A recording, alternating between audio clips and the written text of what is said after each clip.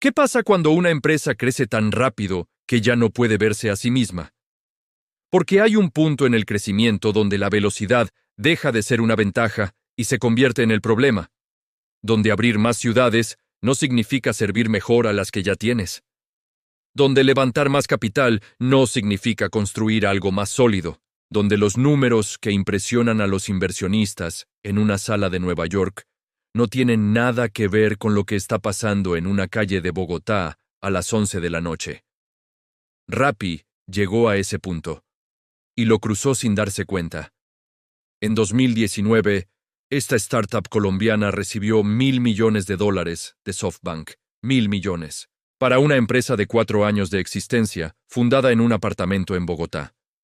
Se convirtió en el primer unicornio colombiano, en el símbolo de que América Latina podía producir tecnología de clase mundial, en la prueba de que el emprendimiento latinoamericano había llegado a las grandes ligas, y también en el caso más honesto que existe sobre lo que le pasa a una empresa cuando el capital decide la velocidad del crecimiento antes de que el negocio esté listo para sostenerla. Los rapitenderos seguían pedaleando. Las mochilas naranjas seguían llenando las calles de 9 países.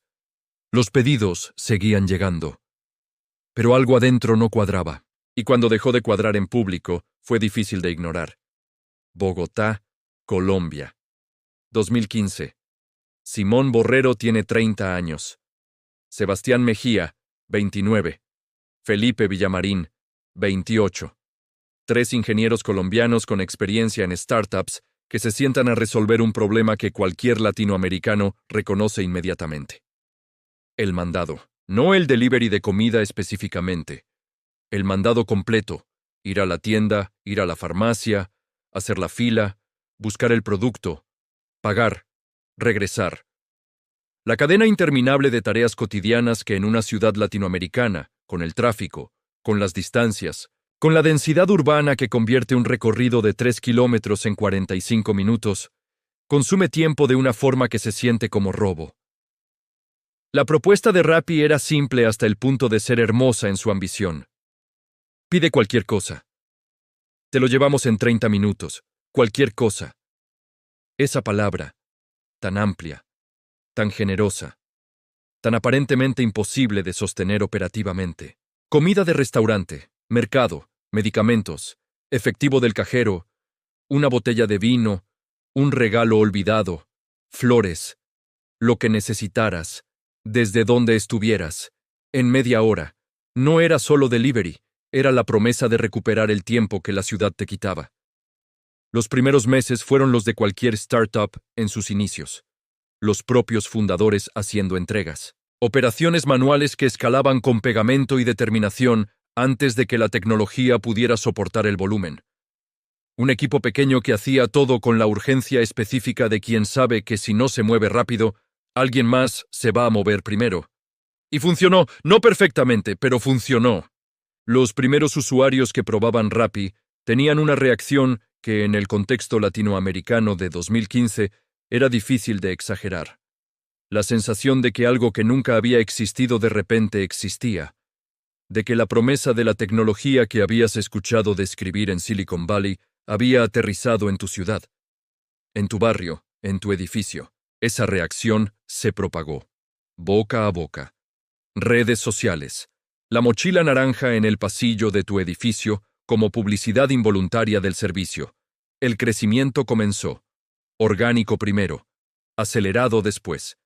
En 2016 llegaron las primeras rondas de inversión significativas. Y con el dinero llegó algo más. La lógica que el capital de riesgo trae consigo de forma casi inevitable cuando apuesta por una empresa de plataforma en un mercado emergente. Crece. Más rápido. Antes de que alguien más llegue. La lógica era la siguiente.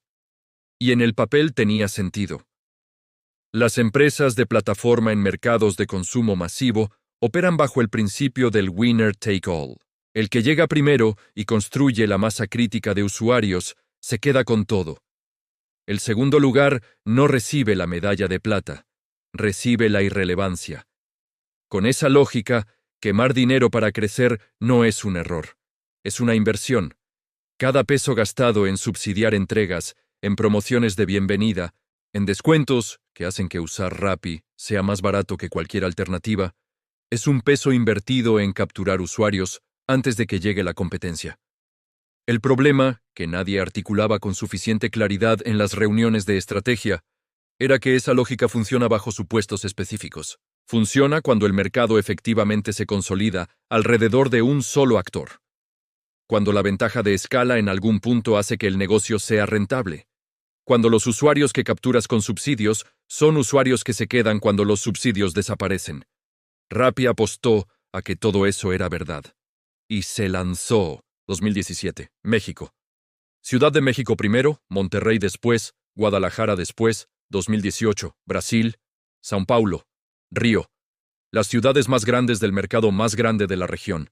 2019. Argentina, Chile, Perú, Uruguay, Ecuador, Costa Rica, Panamá. 9 países en 3 años. Detente un momento en ese número. 9 países, con operaciones en múltiples ciudades de cada uno. Con ejércitos de rapitenderos reclutados, entrenados, equipados con la mochila naranja, que se convirtió en el símbolo más visible de lo que Rappi representaba. Las calles de Ciudad de México, de Buenos Aires, de Lima, de Santiago, empezaron a llenarse de esas mochilas, en bicicleta, en moto, a pie en las zonas más densas, moviéndose con la urgencia de la promesa de los 30 minutos que la aplicación seguía haciendo, sin importar si la operación detrás podía cumplirla consistentemente. Y entonces llegó SoftBank. Abril de 2019. El fondo de inversión japonés que había puesto dinero en Uber, en WeWork, en Didi, en las startups más ambiciosas del planeta, anunció una inversión de $1.000 millones en Rappi. $1.000 millones. La noticia fue tratada en América Latina como un acontecimiento histórico, porque lo era. Nunca antes una startup latinoamericana había recibido ese nivel de capital en una sola ronda. Rappi se convirtió en unicornio. La valoración implícita superaba los $3.500 millones. Los fundadores aparecieron en portadas. Dieron conferencias. Fueron invitados a foros internacionales como los representantes del nuevo emprendimiento latinoamericano. El símbolo de que la región había llegado. Y con esa inversión, llegó también la presión más intensa que una startup puede recibir. Porque cuando SoftBank pone $1.000 millones en una empresa, no lo hace para que esa empresa sea moderadamente exitosa. Lo hace para que sea la empresa dominante de su categoría en su región. La que se queda con todo cuando el polvo se asienta. Crece más rápido, en más ciudades, con más categorías, con más usuarios, con más rapitenderos en más mochilas naranjas en más calles de más países. La presión era total. Y debajo de esa presión, debajo de los números de crecimiento que seguían impresionando en las presentaciones para inversionistas, algo empezaba a crujir. Las grietas no llegaron de golpe. Llegaron acumulándose. La primera era operativa. Rappi había prometido 30 minutos. Y en las ciudades donde la densidad de rapitenderos y la infraestructura tecnológica se alineaban, cumplía. Pero en los mercados, donde la expansión había sido demasiado rápida, donde el reclutamiento de repartidores no había seguido el ritmo de la demanda, donde la tecnología de asignación de pedidos todavía tenía los defectos de un sistema en construcción permanente, los 30 minutos eran aspiración más que realidad. Los pedidos que desaparecían del sistema sin confirmación de entrega. Los repartidores que aceptaban un pedido y luego lo cancelaban porque el restaurante quedaba demasiado lejos del punto de entrega. La aplicación que fallaba exactamente cuando más la necesitabas. Cada falla era un usuario frustrado. Cada usuario frustrado era una reseña negativa. Cada reseña negativa era el tipo de daño a la reputación que los números de descarga no capturaban, pero que se acumulaba con la paciencia específica de las cosas que tarde o temprano cobran factura. La segunda grieta era financiera. Rappi quemaba dinero. Cantidades que los estados financieros de la empresa no eran públicos para revelar, pero que cualquier analista del sector podía estimar con razonable precisión, observando las promociones, los subsidios, los descuentos que la empresa ofrecía de forma sostenida.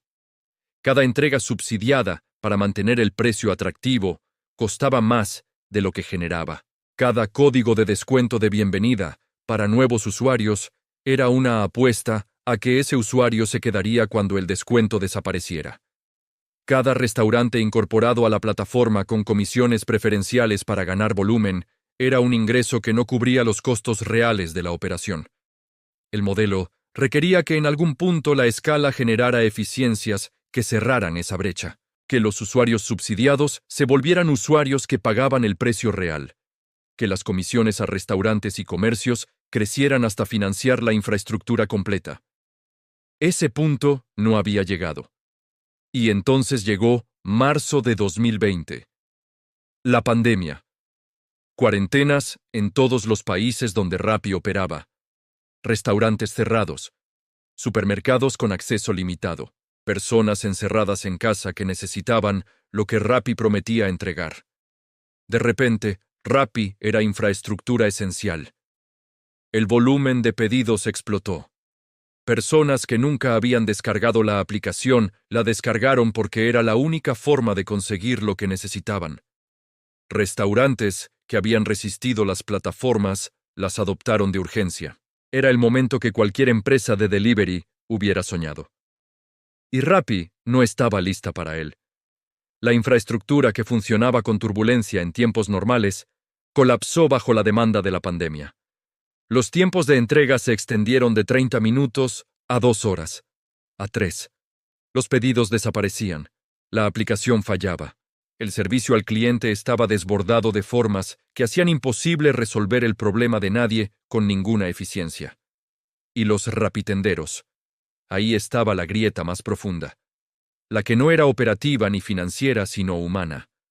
Los repartidores que hacían posible cada entrega salían a la calle durante una pandemia sin equipo de protección suficiente en los primeros meses, sin seguro médico en la mayoría de los países, sin protección de ingresos si se enfermaban y no podían trabajar, sin los derechos laborales que un empleado formal hubiera tenido porque Rappi, como todas las plataformas de su tipo, los clasificaba como trabajadores independientes. La clasificación no era accidental. Era estructural. Era la piedra angular del modelo de costos que hacía posible la escala que SoftBank había financiado.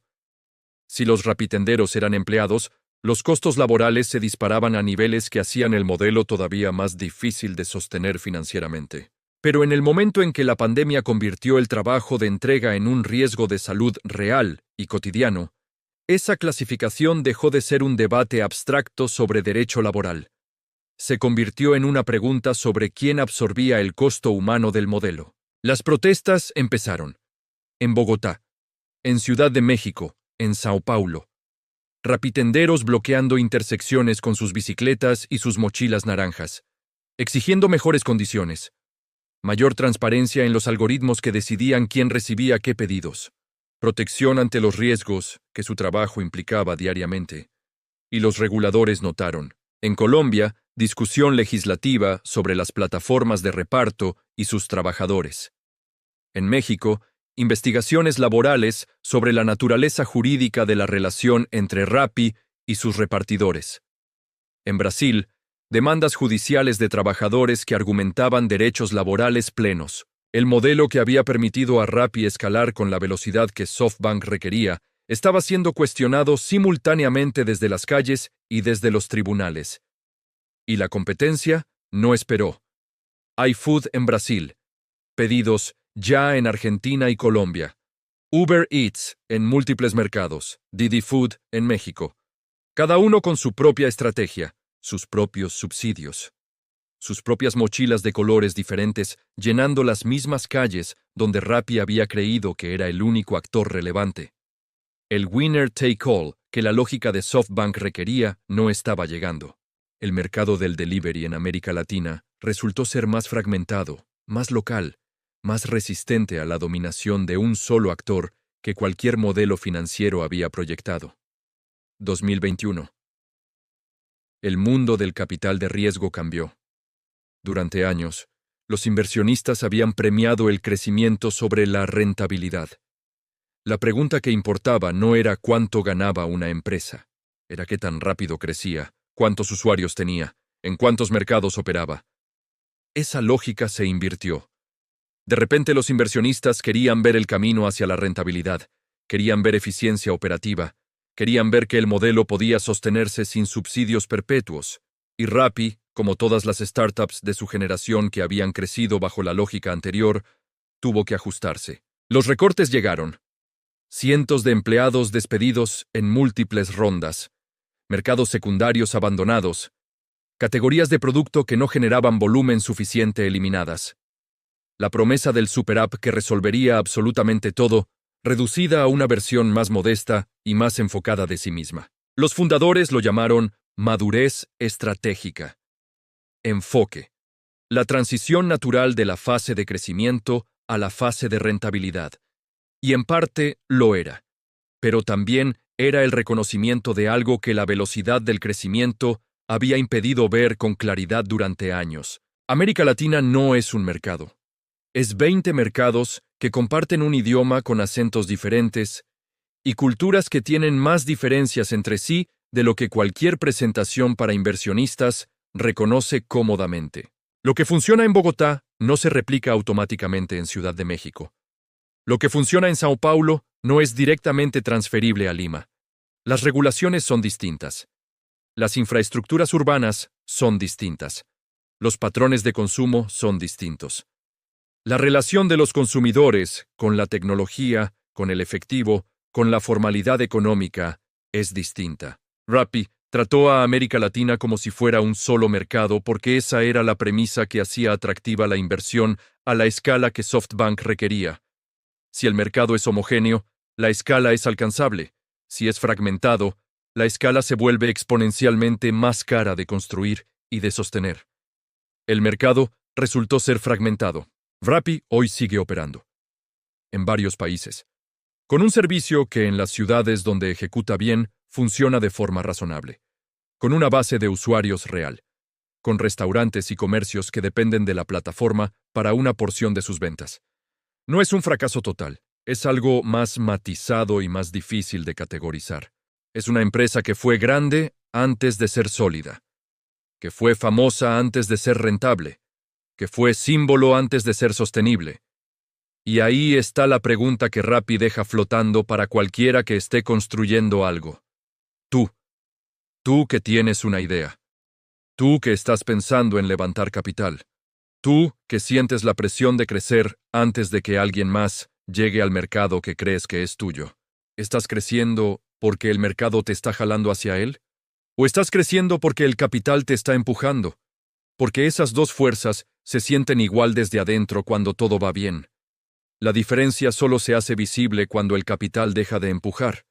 Y en ese momento ya no hay forma de fingir que era el mercado el que te jalaba. Rappi aprendió eso, de la forma más cara posible, frente a 9 países, con $1.000 millones invertidos, y con la mochila naranja todavía en las calles, preguntándose qué tan diferente hubiera sido todo si alguien, en algún momento del camino, hubiera dicho que era mejor llegar bien que llegar primero. Si llegaste hasta aquí, ya sabes lo que eso significa.